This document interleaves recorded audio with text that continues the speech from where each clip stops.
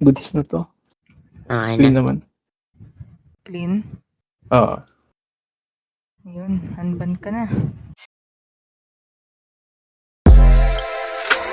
Mga ka-viewers mo.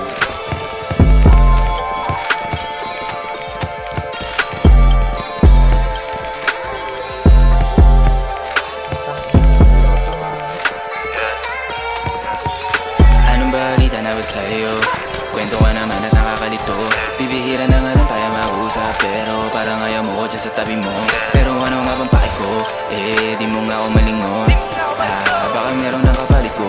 Napakabilis naman ang panahon. Para mapagsawahan mo agad, ano ba yan? Para mapagsaran mo ko ng pinto, di pagbuksan. Di mahulaan na gusto mo. This one. Di wala resistensya. ang maabot ang kasiyahan mo'y suntok sa bituin. Tuloy mo, Ano ka tagal na nito. papasahin? Ang labo kahit nakasalamin.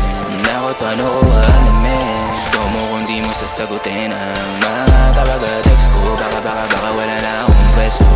Sana ako pa rin ang bet mo. Kahit walang alak at di madala sa resto.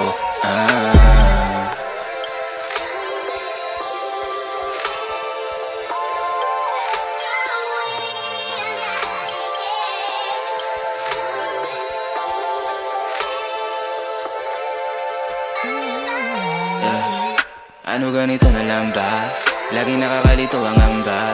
Hindi malaman ang gusto mo na palabasin. Lagi nalang naiiwan na nagtataka. Lagi nalang naiiwan na nagbabaka. Sa akali na wala dapat ikakaba. Na wala ka bang ikalabat. Labi ko lang ang tanging hinahalikan. Sana wala ka pa rin magtingin sa iba. Sana walang balak na kumabila. Sana mali-mali ang mga tamang hinala. Sana iningatan ang tiwala. Pero pasensya ka na din. Alam ko na medyo naning. Alam mo mahirap akong close up, pero ang hirap mo naman ako kasi mahalin. Paano ka bababasin?